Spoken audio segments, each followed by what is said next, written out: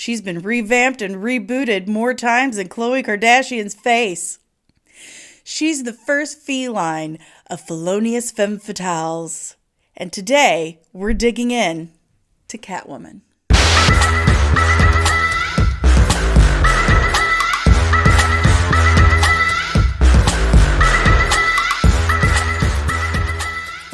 What is up, sexy nerdlings, and welcome back to my channel!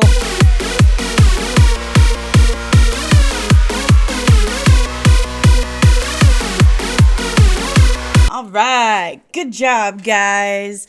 If you're new, welcome. Make sure to smash that like button, hit the subscribe, and ring the bell so you can get notified when I'm back with another one of these magnificent videos. My name is Danny Sanssouci, licensed cosmetologist and registered super nerd, and this is Comics and Cosmetics, where I do my makeup while talking about whatever nerdy stuff I've been obsessing about that week, while you watch. This week, as I told you, from the future, we are talking about the clawtacular Catwoman.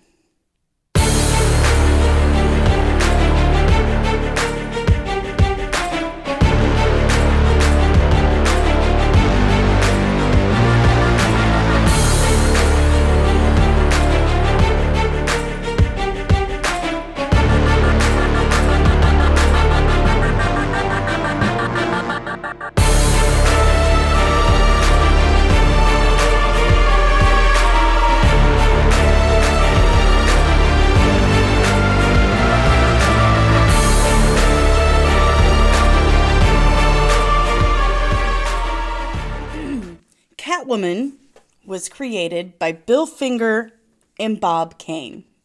She first appeared in Batman 1 in 1940, which just so happens to be the first issue and appearance of Joker as well. Inspired by Jean Harlow and what can only be described as Bob Kane's pretty twisted mental image of women, Catwoman was introduced not as Catwoman, but as the Cat. A seductive, smoking hot burglar that Batman just thought was so fine that he actually let her go. And she didn't wear anything cat-like. She didn't wear a cat costume. She was in a green dress and heels and snazzy hair. In fact, she wouldn't show up wearing any cat-like costume until the third issue, when she wore this.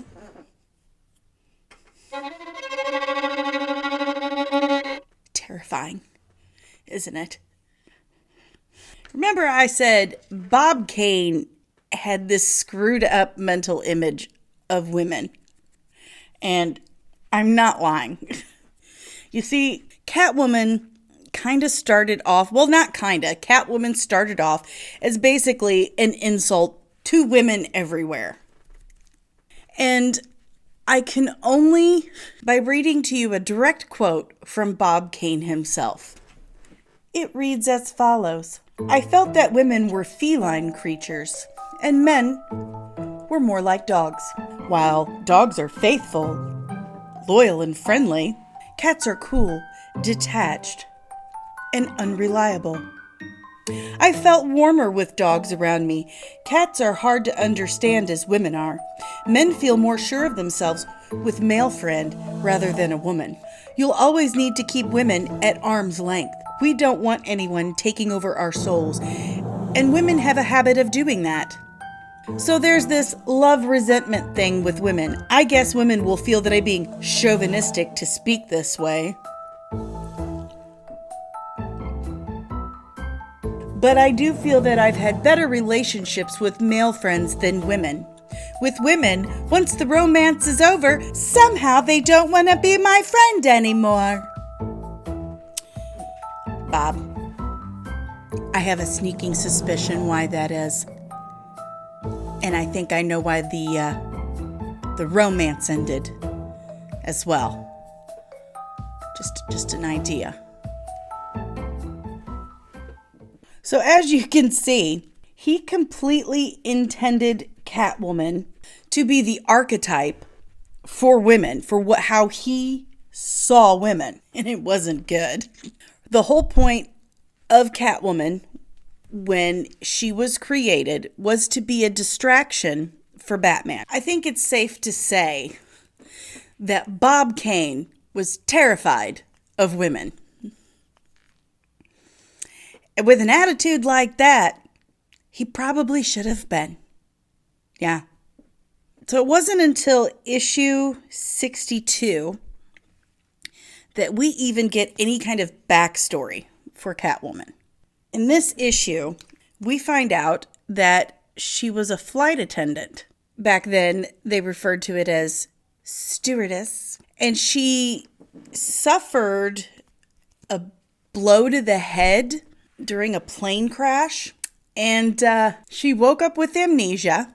The only thing I think she could remember was that her dad had a pet store with lots of cats.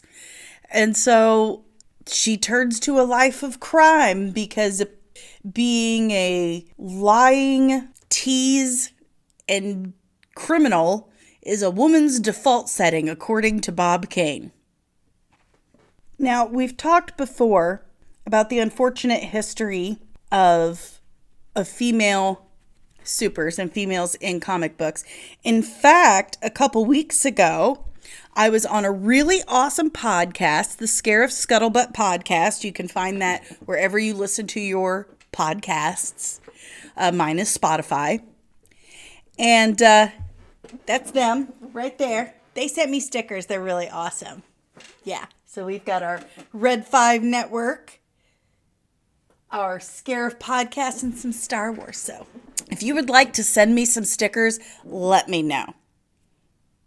Anyway, on the Scare of podcast and other times on this show, we have discussed some of the unfortunate things that have happened to females in comic books. And Catwoman is actually one of the most notable characters to have been just totally tossed aside. So we all know that during World War II, all the men were off fighting in the war. And for the first time, women went to work outside of the home. They were going to factories. They were building munitions and tanks and bridges. And they felt so satisfied and fulfilled. And, have you ever made something with your hands, like with physical labor? It's so satisfying to know that start to finish, you did that. That's a big deal. And women, I'm not saying they all loved it, but a lot of women got to experience this kind of work for the first time, and it was very empowering. They loved it. Well, when the men came back from war, they were like, okay, cool. We're back. You can go back to the kitchen now. Bye-bye. Bye-bye. Oh, that's so cute. Go make me a baby and a sandwich. Thanks. Not even a thank you. So the women go back. The comic books didn't stop. Wonder Woman was still a tough Amazon. You had a very little known character named Miss Fury. Her name was originally Black Fury, but they found that too salacious, so they changed it to Miss Fury. And she actually came out 6 months before Wonder Woman did. And if you note the costume, look familiar? I thought so. She and the woman in red were both victims of the post-World War II era of comic books. Now, after World War II and the men came home, they're like, why are these women so independent? Why are they thinking? Why are they just insisting on walking down the street in pants alone. Like, what is wrong with these women? They're all going crazy. Something is happening, and the youths of today are being infected by this behavior, and soon we won't have anyone to make our sandwiches, and babies and society as we know it will crumble. Well, this man comes about, and I guess his wife forgot the mustard one day, and he walks in and she's reading a Wonder Woman comic because he straight wrote a book called The Seduction of the Innocent. His name was Frederick Wortham, and he writes this book that says the problem with society today and the problem with our women is comic books. Comic books. And he continues by saying characters like Wonder Woman are turning women into lesbians, because that's a bad thing if you were a lesbian. And the people of 1954 were like, oh my God, I think this guy might be onto something. Yeah. It's women in comic books. That's what's doing it. That's why they're thinking and wearing pants. I'm not kidding. Like, it sounds funny, but I swear to you, it's 100% true. And this book actually makes its way to Congress. Okay? And they have this big committee hearing about the state of today's women and youths because of comic books. And they use this book and Frederick Wortham as evidence.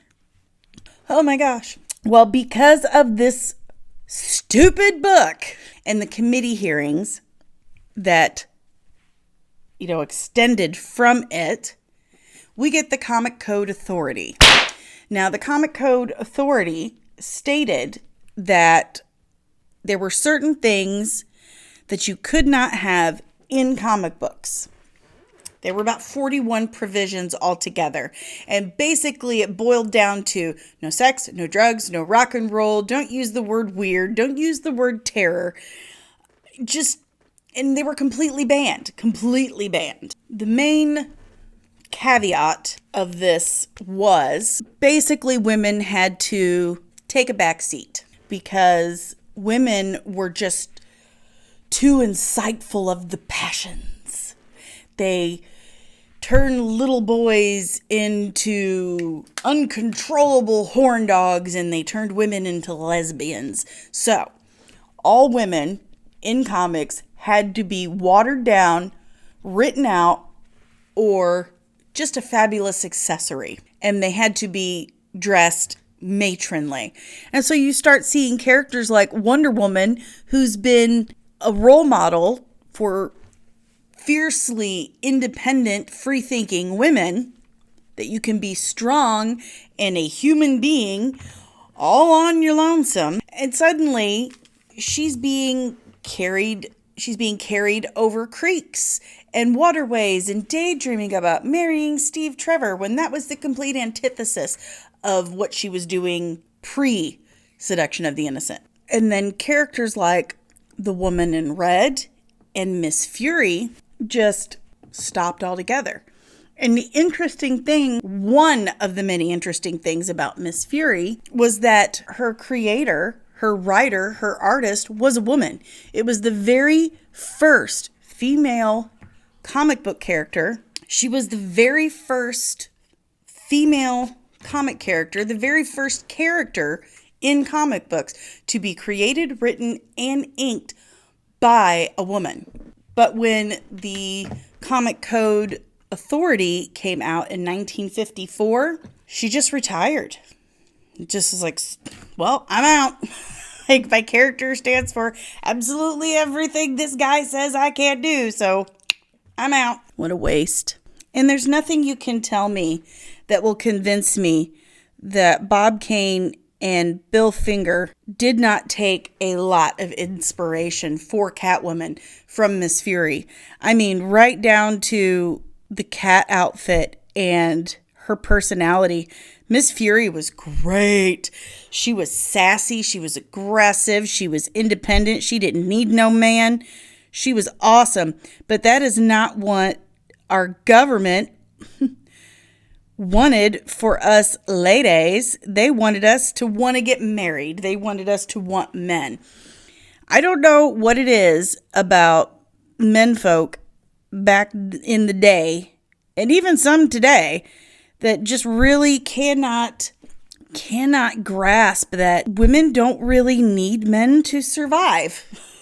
Like, we don't need you. We want you. You better hope to God that we continue to want you. Just saying. So, all these female superheroes are being nerfed big time.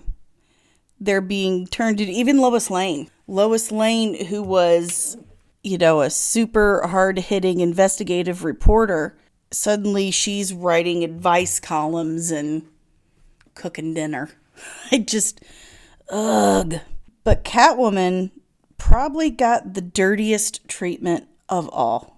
So remember, I said in her original origin story, she was a flight attendant, probably for Pan Am, and she got hit in the head and gave her amnesia, and that's how she became a criminal. Well, how they got rid of her was they decided she got hit in the head again, and it brought her memory back. And this reformed her. She was all better. She's back to being a good little girl, traveling the international skies as a flight attendant. What did that do for Catwoman? Well, what that did was that Catwoman was just straight gone from the comic books for 12 years. 12 years. They wrote her out. They said, DC was the worst for it. I love you, DC. I do. But you were the worst for it with the Comic Code of Authority. So they write Catwoman out of the comics for 12 years. And they nerfed all their female heroes. But again, Catwoman got the worst treatment of all.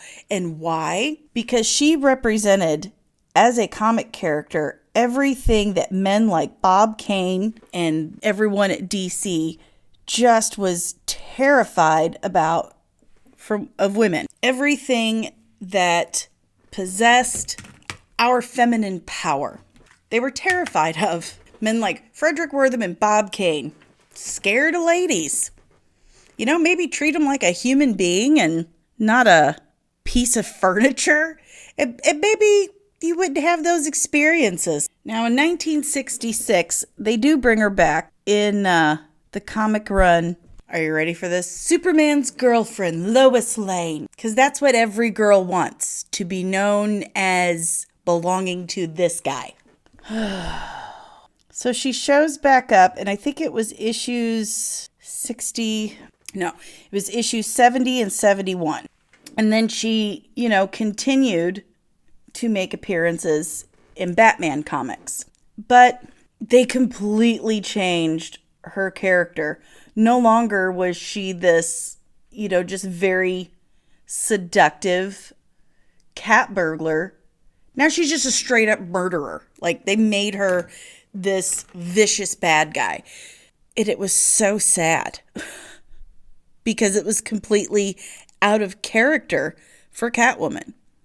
And this is something, again, that was very common for this post-Comic Code Authority era, when women characters started coming back into the comics in the 60s and the 70s, creating female characters again, but they're all either super evil and have to be put down or written out, or they just can't handle their power. I can't. It's too much. I'm just a little woman. Like Jean Grey. Jean Grey, the Dark Phoenix saga, remember this? Begs to be killed because she just can't handle her power. Lord Jesus, help us all. Thankfully, DC has retconned that era of Catwoman and decided it's just basically no longer canon. She was part of Earth B, I think. Now, her common origin up until 1987, her name was Selena Kyle. Because I don't know if you noticed, I didn't say a name when we talked about her first origin. She didn't have a name.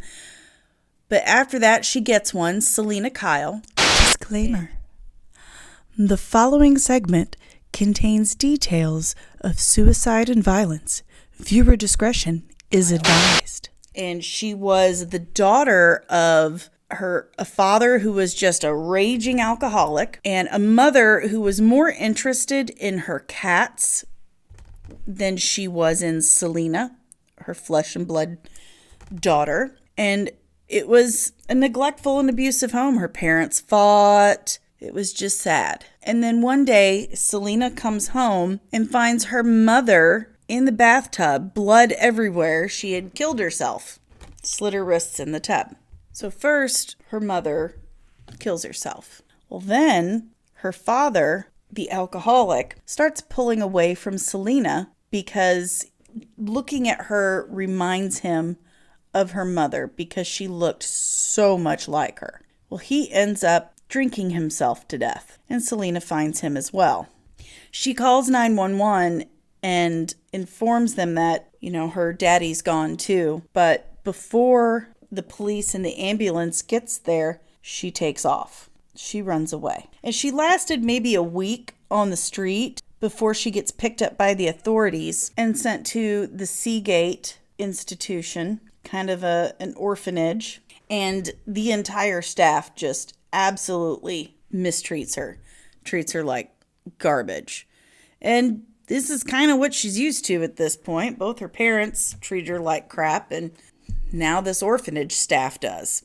Now, during her awful home life, to escape the neglect from her mother and the abuse from her father, she would go to gymnastics every day, and she became extremely good at it. She was a competitive gymnast. And this came in handy while she was in the institute. She discovered how the staff would turn the alarms off at night. So using her gymnast abilities, she'd turn them off and sneak out. She discovers that the warden has been stealing money, embezzling it from the institute. And when the warden finds out that Selena knows, she literally tries to drown her like a bag of cats. She puts her in a bag, throws her off a cliff into a river, and hopes she drowns. Okay, that's your solution. Maybe you shouldn't be in charge of children. She survives the attempted drowning and goes back, sneaks in, ties the warden up, steals her diamond necklace, and then runs away. This time, she starts staying at an abandoned property and makes friends with the stray cats that show up there. She used the rooftop to practice her gymnastics, and she started stealing to survive. And, she'd knock off some jewelry stores here and there, but as she got older and continued this lifestyle, she started relying on stealth and silence and became a cat burglar. And that's how she ran into Batman. While she was trying to rob Don Carmine Falcone, she runs into Batman. And like most Batman rogues, she's like, oh, well, if he can be Batman, then I can be Catwoman. Now, in 1987, Frank Miller takes over for Batman. Frank Miller, and he wrote the amazing Batman Year One. And in this, we get a new origin for Catwoman. And this one really goes for it. In Frank Miller's origin for Catwoman, she's working as a dominatrix and sex worker. And that's where she gets her whip. And she's working for this pimp named Stan, who also has a child prostitute working for him. It's a family story. Named Holly Robinson. And she's been kind of taking care of Holly, keeping her safe. Eventually, her and Holly leave. They run off. And Selena becomes a cat burglar. Of course, she keeps that whip with her. It's handy. In the Long Halloween in the sequels to that, the Dark History, it starts being alluded to and then comes right out and says that Carmine Falcone, is Selena's illegitimate father. Nice. Poor Selena. Now, this whole time, throughout all her stories, there's one thing, there's a couple things, namely her whip and her costume, and the fact she's a burglar. But there is a common theme throughout all her stories, and that is her relationship with Batman. It's very complex. Throughout her history, be it as an amnesiac or an anti-hero doing the wrong things for the right reasons, helping out abused and mistreated and tossed aside women, she has this relationship with Batman. Sometimes it's a will they or won't they, and then it's like, oh yeah, they're totally doing that on that rooftop. Nice. Sorry. Catwoman has been the only one in Batman's gallery that really knows exactly what to do to get under his skin, to manipulate him. She knows exactly where the soft spots are and the not so soft parts. And in 2017, he finally asks her to marry him. But by the time, this really pissed a lot of people off. By the time issue 50 came out, the wedding issue, they don't get married. But they decide later that they don't need a piece of paper to declare their love. They just need each other. I'm inclined to agree. You don't need to get the government involved. But, don't get us all worked up and excited that, oh my God, they're going to get married. And then, nope. Haha. Jerks.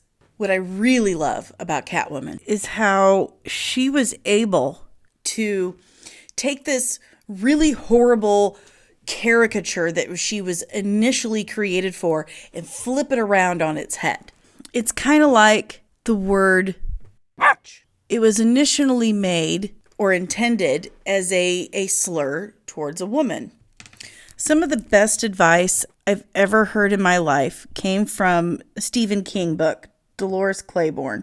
And in this book, Vera Donovan tells Dolores, sometimes you have to be a high-rolling bitch, because sometimes being a bitch is all a woman has to hold on to. That right there, that is Catwoman. She started off as an insult for women. It was absolutely 100% intended to be something that we look at and say, yikes. Women suck. They're so heartless. I hate how attractive a woman is, and when I can't have her, it makes me feel bad. But I'm such a nice guy. But along the way, she became a patron saint.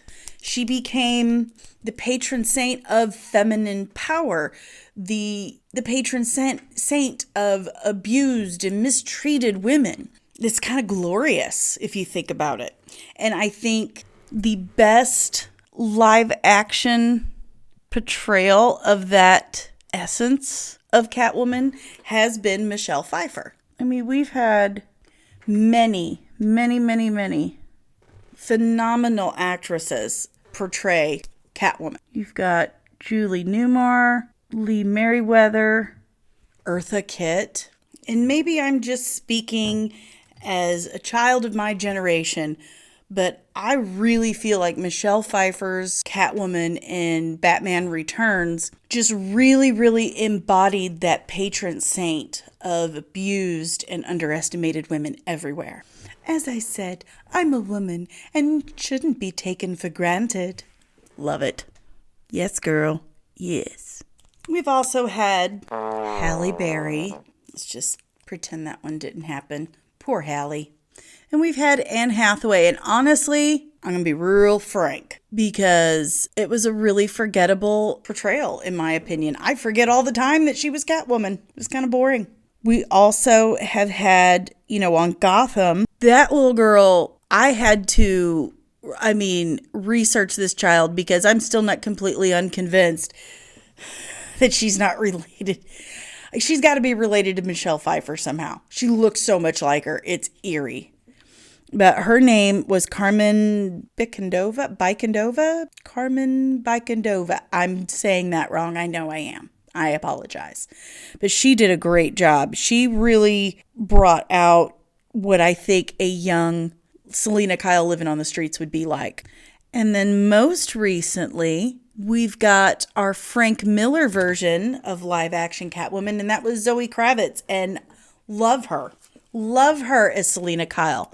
She did fantastic. Especially those nails. You inspired me, girl. And speaking of Julie Newmar and Eartha Kitt, Lee Merriweather, the comics really took a lot of inspiration from their costumes in the Batman series on TV from the late 60s. They were insanely popular, and they just said, well, run with it. People like it.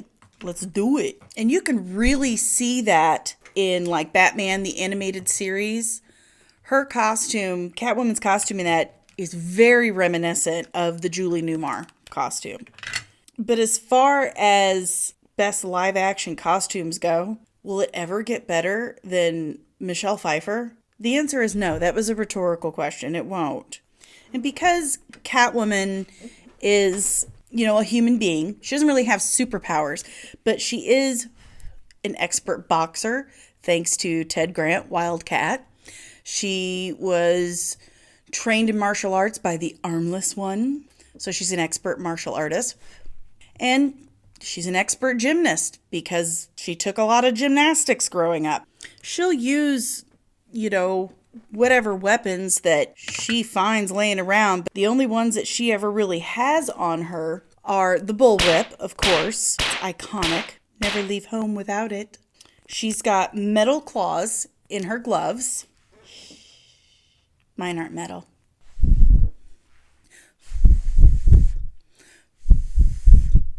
And she's, got stuff to pick locks with, 'cause she's cat burglar. She's an expert lock pick. You basically just have to ask yourself, will this help me be a better burglar? If the answer is yes, then Catwoman probably has it. Now, a couple other women have taken on the mantle of Catwoman, one being her little protege, Holly Robinson, who ended up killing their pimp Stan, by the way. But we're not getting into that today. This is just a Selena Kyle day. Yay. She did have a child named Helena, and depending on what continuity or universe you're in, they say it is her pimp's child that she had a relationship with, but there's a lot of speculation and alluding that she's actually Bruce's. And in some continuities, Helena is in fact named Bruce Wayne's child, Helena Wayne, and she becomes Huntress. Do you have a favorite Catwoman? I'd sure like to hear about it. Just comment down below. I really love talking to you nerds about this stuff. So make sure you give me a comment. Tell me about your favorite live action Catwoman, your favorite Catwoman storyline, your favorite Catwoman origin. Let's get all Catwoman in the comments. And there you have it, nerdlings. That's all I've got for you today on Catwoman. Ow, my Catwoman look. Don't forget, smash that like button, claw that subscribe button, and make sure you ring the bell to notify you when I'm back with another one of these magnificent videos involving nerdy topics and sassy looks. Am I right? Oh, ow. Meow. Don't forget, you can find us on social media at Comics and Cosmetics. That's for Instagram and Facebook as well. You can find us on Twitter at D_Sanssouci. Going to spell that for you because I know you're never going to be able to. So join me on Twitter if you want to see me tweet some weird and obnoxious stuff that you probably could care less about. I want to thank the Red 5 Network and the Scarif Scuttlebutt podcast for sending me those awesome stickers back there. Shanti girl, you know this was for you. We are so close to 100 subscribers. As of right now, while I'm recording this video, we are at 85 subscribers. 85! Oh my gosh! We have huge plans for when we hit 100 subscribers. Once we get to 100 subscribers, I've got a very special live show planned. So you don't want to miss that. Share this, tweet it, send it to your friends and grandparents if you have to. Get everyone to subscribe because I really want to do this 100 subscriber show. Until then, nerdlings, have a wizard day, and I'll see you in the next one. Bye.